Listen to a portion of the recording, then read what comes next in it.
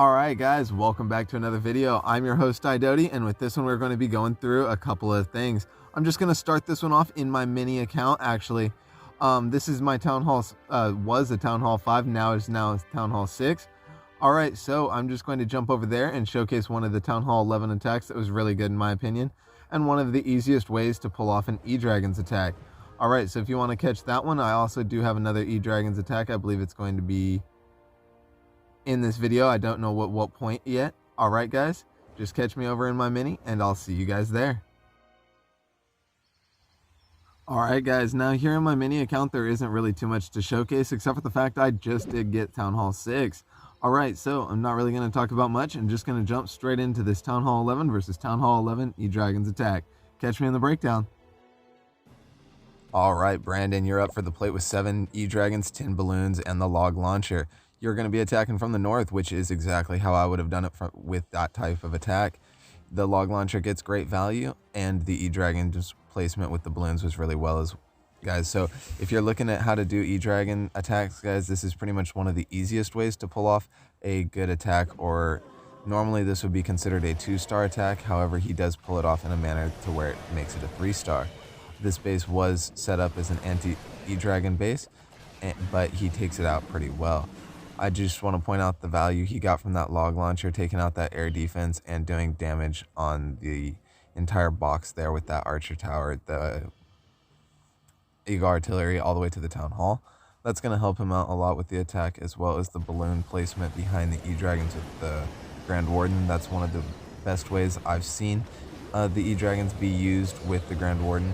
Now it's important that with that rage spell, right before your balloons get knocked out of the Grand Warden's ring, you activate that Eternal Tome. He's going to do that really well here, and I just wanted to point that out. With the double freeze, the air sweeper pushed him back into the ring. He held it for a second and then used it right as they were leaving that ring.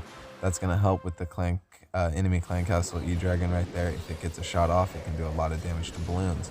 So that's part of the reason why that was so valuable in that portion. The air sweeper actually worked to his advantage in this one and split his balloons up perfectly to actually do more damage to a wider spread area of the base. As you can see, he's got edrags on this side to deal with that. That will easily take care of that side of the base. He's still got the edrags in the core working on it with some balloons on that side to cover.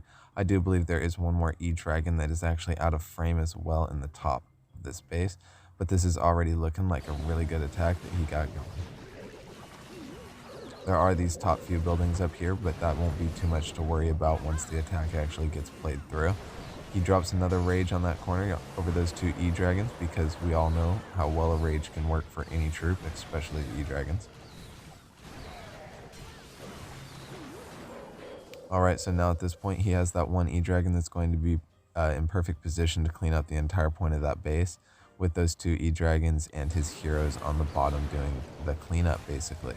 This was a really good attack from the guys over at the Bad Batch. Guys, if you want to join the Bad Batch or any information about them, it will also be in my YouTube official Discord. Alright guys, so just keeping the attacks going here. I'm going to speed this one up because this is, at this point, it's pretty much already a 3-star. That archer tower is not going to be able to take out those edrags alone. Alright guys, this was just a good one, so catch me in the next one. I'll meet you back at my home base.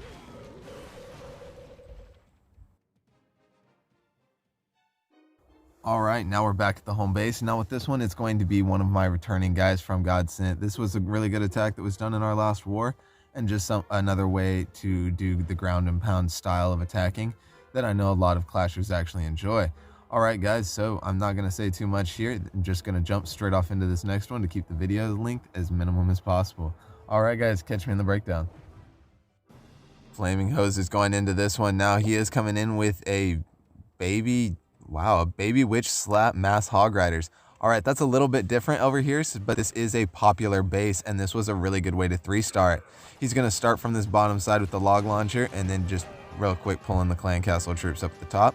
Didn't want to tried not to miss that, but then he's going to start with the attack from this side. He dropped the 1 P.E.K.K.A and the 3 wizards to clean up the corners of this base. That way the majority of his troops will go in directly towards that eagle artillery. I do believe this first portion of the attack was targeted towards that eagle artillery little section of the base there. and how this entire funneling was set up perfect to get straight core going into that base. That log launcher is going to get some good value there on a percentage wise, and it should even do some damage to the heroes there. That'll help him out a lot moving forward with any attack in general. He drops the poison spell to help take out those clan castle troops, as his queen is right there. Unfortunately, she was just barely outside of the rage but the eagle artillery went down so fast she didn't even really get hit, and the witches end up taking down that e-dragon. Moving on and through this attack, this was a really good portion of the attack, and how a lot of the troops went where he wanted them to go. With that entire section basically cored out, he brings a small section of hogs to get to those two defenses that his queen would not be able to reach. Then brings the rest of his hogs towards the other side of the base, freezing that air defense and that Tesla just right as it popped up, getting some good spell value. He's going to drop the heal spell right now over that air defense, which is when a lot of his hogs were in that section. Over here next to the queen, he has a couple of witches next to her. She might be able to push a little bit further, but I do believe that single target Inferno is going to get her on this one. There are some high defenses in that area that he would have to worry about. However, a majority of his attack is with this hog, saying they will go completely around this base and just take out all the surrounding defenses. At this point, the attack is basically overpowered and his hogs have a clear pathing. So this attack in my head was already either going to be a really high 2-star or a 3-star attack.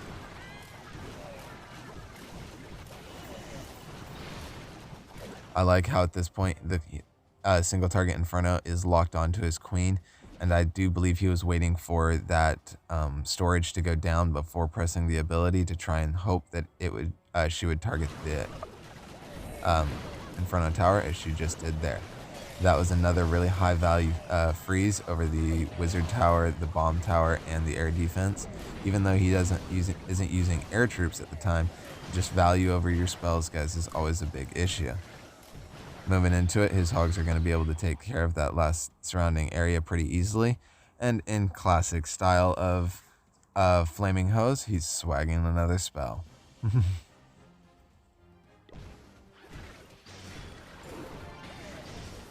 With the witches and skeletons in the core of that base, just going to be helping with clean up a lot in here, and the hogs are really good at cleanup actually. So he does have a few buildings up in the top, however there is plenty of time for that. He was able to swag a heal spell and swag the warden ability. Most people can swag a spell, but not really the warden ability, guys. So that was really impressive for me as I bring it into a slow-mo here, just to show off the health of his heroes in the end of this. Guys, this is a really strong base and really popular base, and a strong attack to 3-star it. Alright guys, catch me in my home base. Alright, back at my home base. I hope you guys are liking the video so far. Now I am going to go into another breakdown from one of my guys at Godsent. Now this is my top Town Hall 13, doing a really good attack with some things I really wanted to point out that can help out a lot of clashers at any level. Alright guys, I'm just going to jump straight off into that one, trying to shorten the video length down a little bit. Alright, catch me in the breakdown. Alright, now, so he's going in with a mass bowler queen charge. He does drop that queen in immediately with practically no time in scouting. I love that about a lot of things with Sorrow's attacks. I just wanted to point out a couple of things about how much value he's getting from this, guys, and how much value you guys can be getting from queen walks and queen charges. In my opinion, this was a queen charge, saying he's going through so many defenses with his queen. There is the RC right there that is going to put down a lot of damage on his queen that he's going to bring a rage in for, and just perfect use of the headhunters. Notice that once that she got engaged with those 2 exclamation points, he dropped the headhunter to take her out. That is perfect way to do it, and the headhunters, that's what they're kind of designed for. They'll take out heroes really quickly as long as they don't get targeted by any defenses. So that headhunter is just going to run into the base and get destroyed and set off the traps, as his queen is going to be pushing in towards the base now. He sets the king and a couple of wizards down to set up a little bit more of a funnel on that side of the base. His log launcher has just popped with yetis in that clan castle. I do believe there's a Valkyrie in there as well, guys. That is a really good clan castle if you're pushing, or if you're in a war attack that can clear out an entire section of a base, especially if you can get max troops from your clan, guys. So unfortunately there, a couple of those healers did switch to those Yetis. Now, I know that's not ideal in a queen charge. However, it worked out to his benefit here. Just a little bit there with the, technically they were healing up the queen just as much. The scatter shot, getting a shot off on his healers, was a big disadvantage. He was not hoping that would, he was hoping that would not happen. Because of the freeze spell, it can change the target of defenses, guys. So that he was able to save the queen ability with just the rage spell there. That's going to do a lot of help, but he is going to still pop that ability, I believe, because those healers are not on the queen. That is what I said when you don't want the healers to really split in a queen charge. But also, guys, if you would notice, we're at 42%, and he's just only used heroes, a clan castle, and a couple of funneling troops, guys. And he's already got the 1 star, and he's coming in from this side. However, I did want to point out here, I probably would have attacked from that box with the remaining expo just to get a little bit more of a value from it, because he does have that enemy clan castle still pulled and no real troops that can target air. But I just want to say, with how he brings the P.E.K.K.A.s in behind, in front of the bowlers is perfect, guys. It's a perfect tanking troop that can deal a lot of damage. It's really good with this attack. However, this attack did fail to be a 3-star, just in my opinion, of the fact that the E-Dragon stayed alive in the enemy clan castle. That's why a big thing I say, guys, about making sure you're taking out enemy clan castle troops, and as like right here, that all of those bowlers are exposed to that 1 E-Dragon. He's going to drop a poison spell to try and help slow it down a little bit. My opinion is what the heal spell does best for the E-Dragon, saying the damage poison spell isn't going to do too much to an E-Dragon. This attack is coming to a conclusion here, as that E-Dragon took out all of his bowlers. This would have been, in my opinion, a 3-star attack if he would have gotten that this clan castle worried it dealt with a little bit sooner in the attack, or pulled it early on and had the queen charge deal with that. I do believe the queen charge would have dealt with that, especially if the healers would have stayed on the queen. I'm just going to speed it up as he's getting the last little percentage here. This was a really good attack done by my buddy Sorrow over in Godsent. Alright guys, just catch me back at the home base, and I'm going to do one more breakdown in this video for you guys. Catch me there. Alright guys, now this last attack is going to be another one from my boy Flaming Hose over in my Godsent clan. Now, I haven't really gotten too much from my 3rd clan, saying they're not really that active. I'm actually in searching for a new clan for them as well. So guys, that being said, I'm just going to go straight off into the breakdown over here for Flaming Hose. This is a little bit different, saying I haven't really seen an E-Dragon attack from my boy over here. Alright guys, just catch me in that breakdown. Alright guys, my boy Flaming Hose is coming over here with the same army as Brandon, the 7 E-Dragons, 10 balloons. Now, I just wanted to point out how those lightnings did so much damage to that queen. Now, I do believe he's going to lightning at least one more of these air defenses here. But this is a perfect base for the E-Dragon attack. Look how clumped up everything is.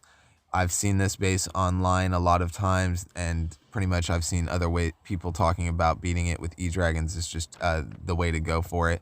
He uses the classic E-Dragon attack for it, which goes out really well for him. He's going to be attacking from this bottom side here. Now, the only thing I would have really done differently from that is I would have zapped out the top air defense, saying that I would never attack the side I already zapped my air defenses. I want my troops to take out the air defenses quicker and not fight the base through them. However, with E-Dragons, they can kind of get a reach for it, so that's why this worked out so well for him. That funneling was really good, done with his queen and king on the side there, just with being able to take out that entire side. Now notice how the spread of E-Dragons, he put one on each side and put the majority of them together to go in towards that core. He's going to be bringing the balloons right behind, as well as the warden to come in, and this is just another really good attack and the basic way of how to do these strategies. I do want to point out one thing that was really wrong here, and he's going to hate me for this, but that warden is on ground mode, guys. Make sure you check your warden's mode, and that if your warden's on ground mode, he's not going to walk with the balloons as much as he would have. So that's being said, guys, that's the only real mess up in this attack. Everything else was done really well. I would say you wouldn't really want to go into the core of a base with multis with your balloons unless you had freeze for it. However, this worked out really well for him because he did have the rage for those E-Dragons to just take out that entire core. It only took him a couple of bolts to get through the core, and that's why this was such a good attack. Now, as you can tell, there's only a minute left, and he's still got the 2 E-Dragons down here. I believe one of those just died. Yeah, one of them died. So that E-Dragon's going to do some great work down there, funneling up the rest of the base for these 3 E-Dragons at the top to just clean it up. This was just a really good attack done by my boy Flaming Hose over there. Guys, this is the same army as the first breakdown. That is because this is pretty much the only successful and easy and plug-in army that's easiest for the E-Dragons. Now, I did want to point out the spells were a little bit different, so there is that. And he did tell me that he did not 3-star this base on purpose, guys. I did check it, that the time confirmed it. He had the time to 3-star this base. He just decided not to. For whatever reason, that was beyond me. So I'm just going to speed it up, as this ends up being what would have been good 3-star, but a really good 2-star for my buddy Flaming Hose over in Godsend. Alright guys, going back to the home base, and we'll see you later. Alright guys, now I'm sorry this video is a little bit longer, but I'm going to be continuing to do this, especially saying I'm helping 3 clans, so I'm trying to get more people involved in it. Alright guys, so I hope you liked the video. If you have any questions, comments, or concerns, leave that in the comments below. I'll also have a link to join my YouTube official Discord and my recruiting server for Godsend as well. Information on joining any of the clans I'm in will be in my official YouTube server. Alright guys, remember, clash on and have a good day.